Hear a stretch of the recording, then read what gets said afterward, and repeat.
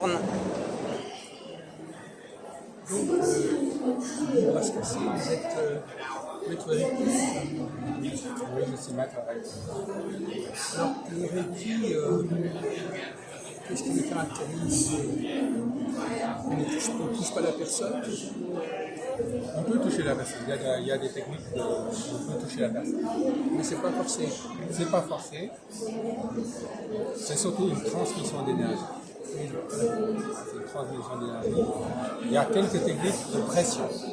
Éventuellement, au niveau du parler plus, ça se fait très peu, mais on peut faire des pressions au niveau du pouce, où on peut poser juste les mains. Donc ça s'inscrit dans une histoire des guérisons. Voilà. C'est une longue histoire. C'est une longue histoire.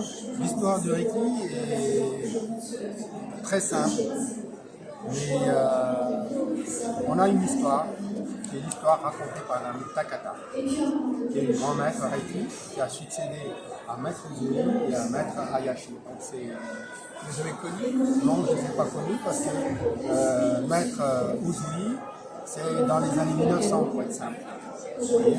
Et Madame Takata, c'est à partir de 1945, à partir de la Deuxième Guerre mondiale, à partir de 1945, et c'est elle qui est allée aux États-Unis après la guerre et qui a permis de connaître, de répandre le Reiki en Occident. Donc Madame Takata a raconté une histoire du Reiki. Elle a raconté la vie du docteur Uzui, du maître Uzui, comment il a découvert la méthode et comment elle l'a reçue à travers l'enseignement du docteur Hayashi. Alors, quand on parle de yoga, il y a ce qu'on appelle la Kundalini. Est-ce que la Kundalini, ça n'a pas de rapport avec le Reiki? Non, ça n'a pas de rapport avec le Reiki. Parce que c'est comme une énergie qu'on réveille, qui circule. Non, ce n'est pas une énergie qu'on réveille. C'est-à-dire que le Reiki, c'est Rei, ce qui veut dire véritable, universel, et Ki, énergie. En fait, dans le Reiki, on utilise l'énergie lumineuse, l'énergie de l'univers. C'est pas votre énergie à vous. Ce n'est pas notre énergie. Par l'initiation, on reçoit l'énergie de l'univers, Le refléter. et voilà, on le retransmet, on est canal comme on dit. On reçoit cette énergie. C'est-à-dire que si on fait une comparaison avec le yoga, il y a deux façons de travailler dans le yoga. Soit on réveille la Kundalini, et soit, je pense, si je ne me trompe pas, avec Sri Aurobindo, parce que j'ai dit certaines choses, on fait descendre les nappes. Voilà, c'est-à-dire qu'il y a, comment dire, deux façons, une seule en fait. Nous savons très bien que dans le taoïsme, l'homme est la réunion du ciel et de la terre.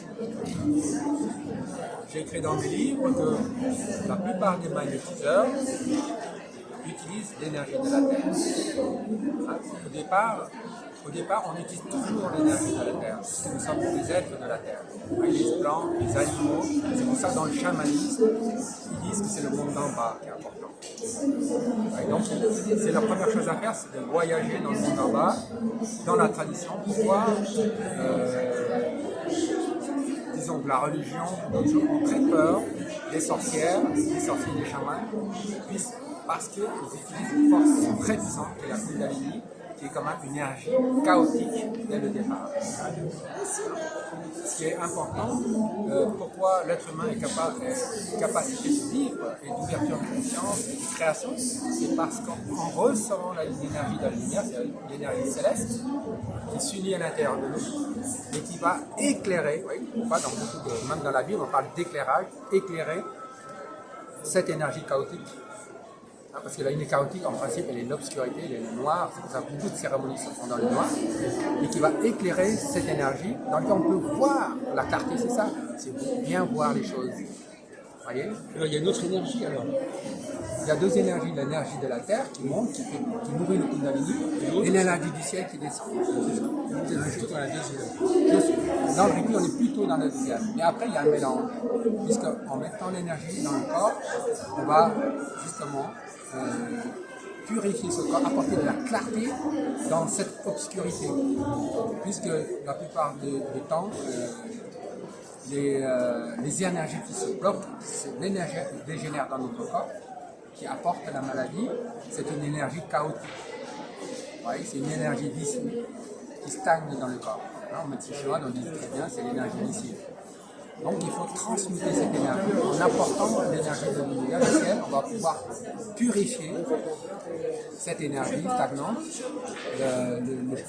et soit le chasser de notre corps, chasser ce qu'il y a à l'intérieur, donc les entités, tout ça part de l'énergie de la lumière. D'ailleurs, quand il y a la lumière en lien, il n'y a pas d'obscurité. Donc finalement, quand on travaille sur la Kundalini, ce n'est pas forcément une bonne chose. Non, le travail de Kundalini, c'est une très bonne chose, mais ce n'est pas suffisant. Vous savez bien que, à part la Kundalini, elle a deux façons de sortir. Soit par un travail méticuleux que pratiquent les yogis ou d'autres personnes, ceux qui méditent énormément, soit d'une manière traumatique. Quand c'est traumatique, la personne n'est pas préparée.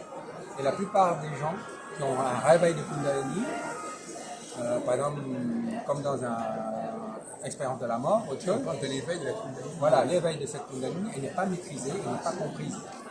Il n'y a pas cette lumière de la connaissance et de la sagesse qui va éclairer. Et beaucoup de gens, après des accidents physiques ou émotionnels, réveillent la Kundalini, mais ils ne sont pas prêts. Et beaucoup de gens ont des problèmes psychologiques, psychotiques.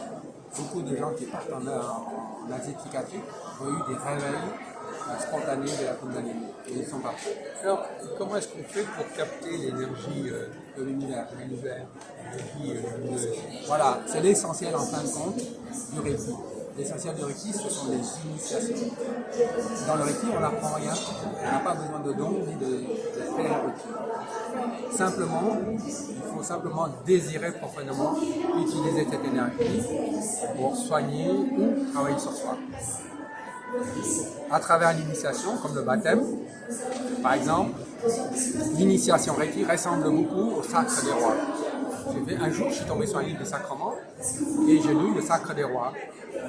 C'est exactement la même chose. C'est-à-dire que le pape oint le roi au même point que le chaman ou dans le Reiki le fait. C'est-à-dire qu'on fait entrer, on initie, c'est plus simple, on fait rentrer l'énergie par le sommet de la tête, comme le pape oint, il fait une croix au sommet de la tête, il fait une croix sur le front, sur le troisième œil, il fait une croix derrière au niveau du chakra de la gorge, c'est 7 D1.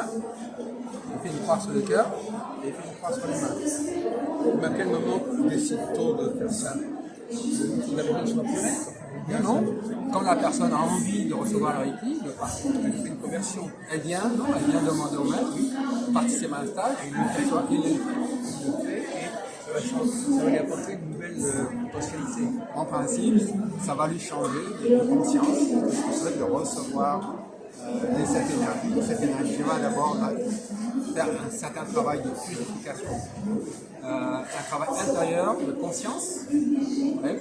La personne, donc c'est au niveau de la conscience, la personne va se réveiller à elle-même, en fait, puisque la lumière qu'elle fait, elle va vous éclairer. Je voudrais vous poser une question là. Quelle est la capacité qu'a le maître? Qu'est-ce qui lui permet de transmettre cette énergie? Simplement, Bon, il y a des actes à faire. Pourquoi ces actes sont-ils opérationnels? le maître Reiki, en devenant maître Reiki, il a reçu l'initiation de la maîtrise. Oui, il a reçu la capacité de le faire. Donc là, c'est pas la même chose. Cette capacité de mettre Reiki, c'est pas ce qui donne à la personne qui demande le Reiki. C'est un autre niveau. C'est un autre niveau. Disons qu'il reçoit l'initiation de la maîtrise, il reçoit l'énergie de la maîtrise, il reçoit l'enseignement de la maîtrise. Donc il apprend comment faire les rituels, la transmission de l'énergie. Voilà. Donc c'est comme si lui, il a eu, comme le prêtre, la capacité de transmettre l'énergie. Donc, par exemple, est-ce que vous avez d'abord été simplement quelqu'un à qui on a fait des actes, et dans un deuxième temps, on vous a recruté pour être Donc il n'y a pas de recrutement. Vous faites la formation, c'est-à-dire le niveau 1, où on apprend, on transmet le don de guérison. Le premier niveau, c'est de transmission du don de guérison. Après l'initiation du niveau 1, vous êtes capable de soigner les gens. L'initiation, c'est ce qu'on a dit tout à l'heure. Voilà, c'est le rituel d'initiation. C'est ça. La transmission d'énergie et le réveil de vos pouvoirs. Au niveau 2, je fais un autre rituel d'initiation dans lequel j'éveille leur potentialité pour pouvoir. Et je leur donne des symboles pour pouvoir purifier les lieux, purifier les objets, purifier l'eau, purifier les pierres, purifier les maisons, arrêter les hémorragies, arrêter les brûlures. J'apprends aussi un deuxième symbole sur l'harmonie, s'harmoniser. C'est le deuxième stade. C'est le deuxième stade. Qu'est-ce qu'on est limité au premier stade? Comment on est limité simplement à la capacité de soigner. Donc il faut commencer par d'abord recevoir l'initiation pour être capable de soigner. C'est la première étape. Prendre conscience qu'à travers nos mains, on peut transmettre la lumière du ciel. Soigner, et puis après, le deuxième stade, c'est purifier. Voilà, deuxième stade, parce que le deuxième stade, au premier stade, il n'y a pas de symbole. Au deuxième stade, on apprend 3 symboles. Le premier symbole, c'est un symbole de puissance qui nous permet d'augmenter notre capacité de soigner, qui est une capacité de débloquer les énergies et de purifier les choses. Quand on débloque, on purifie en même temps. Donc on peut purifier ce qu'on mange, purifier l'eau, purifier la nourriture, purifier les pierres, enfin les bijoux, les lieux, donc chez soi. C'est important de nettoyer régulièrement chez soi parce qu'on dépose des énergies, on reçoit des gens. Nous-mêmes, purifier nos cabinets. Ouais, quand on va quelque part, chez des amis, à l'hôtel, on peut purifier les lieux. Même comme ça, spontanément, on peut purifier ici, comme ça je l'ai fait avant de venir. On peut purifier la terre, enfin, beaucoup de choses, en fonction de notre éveil, bien sûr, de ce qu'on a envie de faire. Et on apprend un symbole d'harmonie, d'harmonisation. Vous pouvez vous harmoniser, vous trouvez l'harmonie, donc l'équilibre, et éventuellement l'harmoniser avec une autre personne. Avec vous, par exemple, on peut s'harmoniser pour trouver une relation d'harmonie. Tout un nuit, on peut trouver une relation d'harmonie. Ce matin, j'ai envoyé justement l'énergie Reiki sur le salon pour qu'il y ait une énergie d'harmonie. Donc on devient, et ce qui est important, c'est de comprendre que nous ne subissons pas la vie. On peut orienter la vie pour qu'on puisse avoir du bonheur et de la joie dans la réalisation de tous nos actes de manière consciente. Puisque tous les jours on vit, tous les jours on crée, mais de manière inconsciente. Alors, si on prend tout à fait autre chose, par exemple, le premier instant, il y a un instant avec des cartes. Est-ce qu'il y a un rapport avec est-ce que sortir des cartes, c'est faire appel à une énergie? Bien sûr. Le message. Bien sûr. C'est-à-dire que dans la vie, il n'y a pas de hasard, tout est réglé par les énergies. Vous voyez? Cette énergie qui se passe au quotidien, on peut l'appeler le karma ou autre chose. Vous voyez, il y a une énergie qui se construit, qui est vivante, qui est une conscience qui circule. Et les êtres humains, nous sommes des consciences, faisant partie de cette conscience, et en même temps capteurs d'énergie et pouvoir transmettre des informations. Il y a de l'information partout, il suffit juste de le décoder. Vous voyez, c'est pour ça qu'il y a plein de méthodes pour décoder. Le marc de café, les feuilles de coca, les cartes, les baguettes, comme dans le temps des oracles, qu'on appelle des oracles, mais le pendule, ou même simplement soi-même, le médium qui canale ou le médium qui reçoit un esprit. Ouais. Mais on peut, d'ailleurs, dans notre relation, tous les êtres humains ont ces capacités, plus ou moins éveillées, plus ou moins dormies, mais on est tous capables d'avoir des intuitions, tous capables de prendre conscience des, comment on appelle,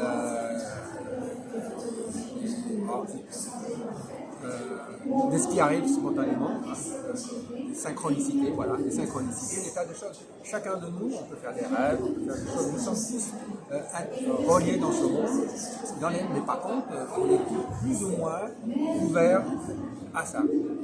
Et on s'ouvre à des dimensions différentes, vous voyez, chacun de nous a une conscience qui s'intéresse à certaines choses, d'autres la musique, d'autres les cartes, d'autres s'intéressent plus à d'autres personnes, d'autres sont plus égotiques. Donc on a un champ d'espace de vie très large.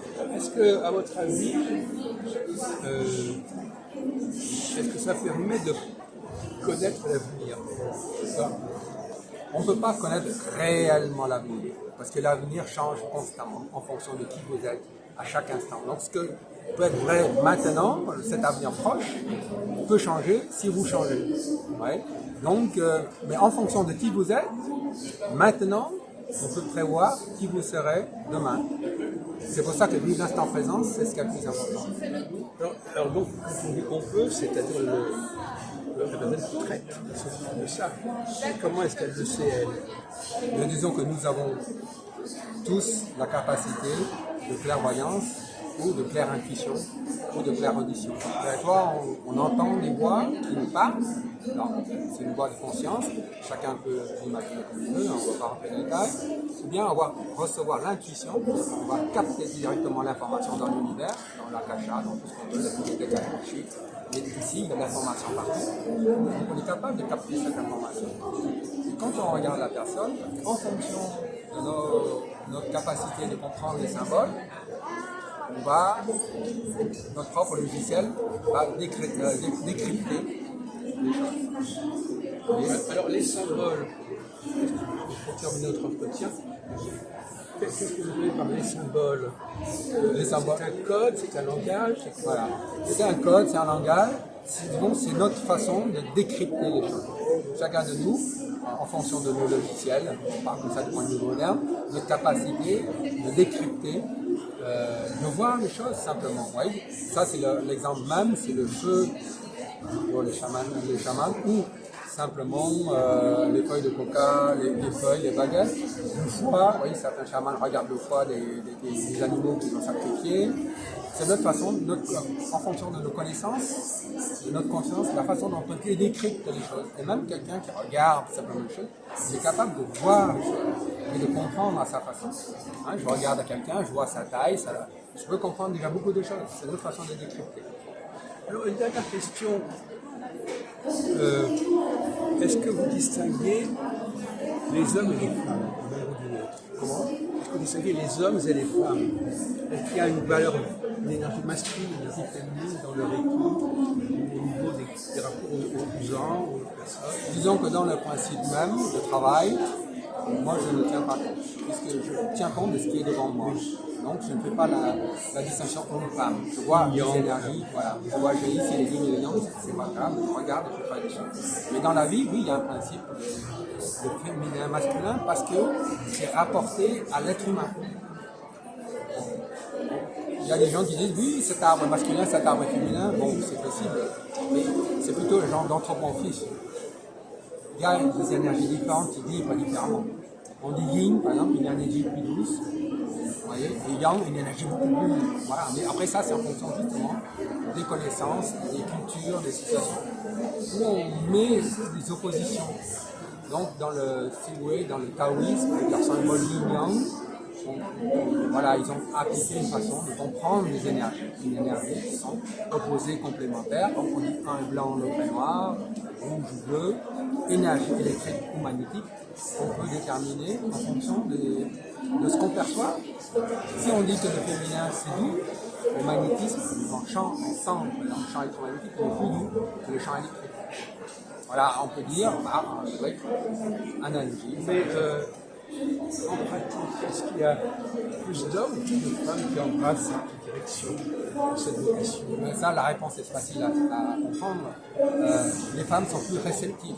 C'est plus réceptives, donc elles sont plus sensibles à l'énergie que l'homme qui est plus dans l'action, dans le faire, vous voyez, et donc il est plus dans l'effort, dans la force.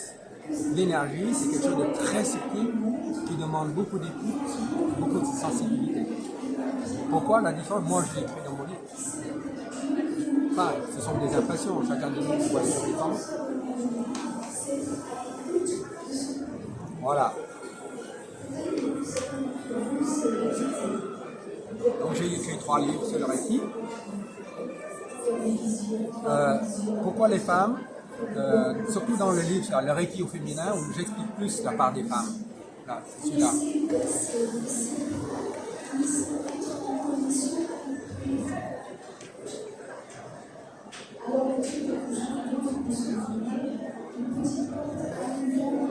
Voilà, l'homme, il est yang, il est introverti, il va.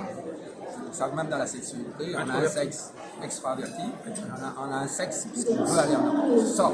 Et la femme, elle est plutôt intériorisée. C'est pour ça qu'elle a une. Et en plus, c'est elle qui porte l'enfant. Alors, il faut imaginer, imaginez-vous, avoir quelque chose qui bouge dans votre ventre pendant 9 mois. Ça va vous obliger à vous intérioriser constamment. Oui, on ne va pas rejeter. Voilà. Non, mais même on est attiré vers ça.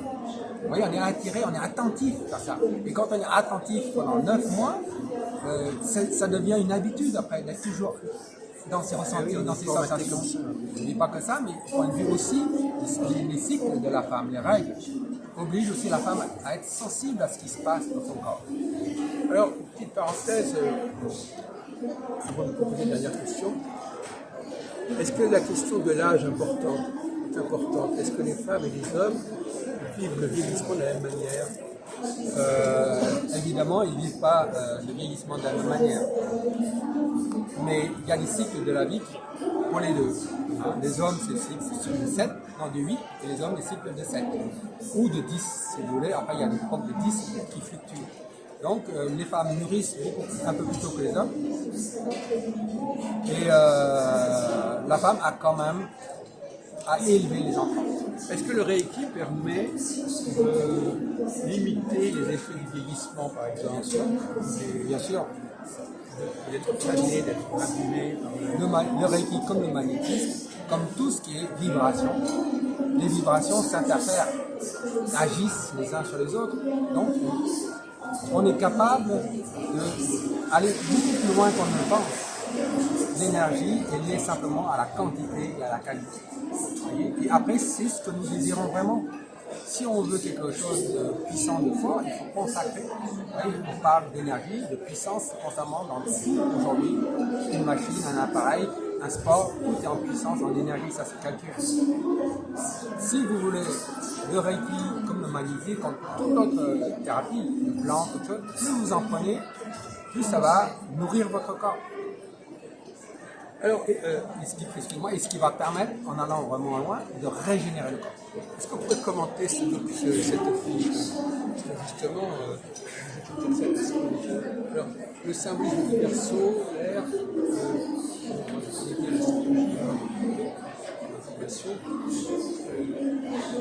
pourquoi vous mettez en accent sur cette question, cette perspective de l'air des berceaux sur parce que c'est d'actualité. Nous savons, enfin, pour les gens initiés qui en pensent, nous rentrons dans l'ère du Verseau. On y est déjà, on n'est pas encore ça, c'est pas très grave, mais on va vers l'ère du Verseau. Et dans l'ère du Verseau, du point de vue ésotérique, Verseau, on entend le R et le O. Un R, donc élément R. L'élément R, c'est le verbe. Vous voyez, comme déjà on l'a utilisé avant, Jésus l'a utilisé, le verbe, les Jedi utilisent le verbe. Donc nous, en tant que thérapeute, on peut utiliser le verbe pour aider les gens. Moi, je l'utilise pour se libérer des mémoires du passé. Le verbe a une action sur le mental. Et le mental est la source de tout. Et donc, si on agit direct sur le mental, on peut se libérer les forces qui sont cachées en nous, liées au mal, qu'on a engrammées en nous, plus rapidement, parce que dans le mental, il n'y a pas de temps, il n'y a pas d'espace. Donc chez vous, d'après ce que j'entends, vous donnez beaucoup d'importance à la volonté. Bien sûr. J'ai l'impression que c'est un moteur essentiel, la volonté. Le moteur essentiel. Parce que la première qualité, c'est la volonté. Nous avons en nous, à notre naissance, la puissance, les qualités du divin. Il faut pouvoir et vouloir. Voilà. Donc la volonté, c'est essentiel parce que la volonté donne la puissance. Et sans puissance, on ne peut rien faire. Un moteur qui n'a pas de puissance, il ne fait rien. Donc nous, pour vivre, pour transformer les choses, pour transmuter, pour agir, pour faire, on a besoin de la volonté. La volonté donne la puissance donne la persévérance, donne la discipline pour justement réaliser les choses. Et les trois autres qualités, par exemple, Billy, c'est l'intelligence. Vous voyez, la puissance, elle est liée avec l'élément feu. L'intelligence est liée avec l'élément air. Et la sensibilité est liée avec l'élément eau. Et la conscience est liée avec l'élément terre. C'est pour ça que la conscience est très difficile d'acquérir, puisqu'elle a besoin d'abord de faire mûrir les trois autres qualités. Voilà. Donc, la puissance seule, c'est rien, parce qu'on a besoin d'intelligence, d'avoir du discernement, d'avoir de l'équilibre pour bien faire les choses. Une puissance qui enfonce la tête baissée, ça va pas aller. Donc, il faut avoir du discernement, trouver l'harmonie, mais ça ne suffit pas, parce que comment trouver l'harmonie? L'harmonie vient parce qu'on a une certaine sensibilité. Ouais, donc on a besoin de la sensibilité.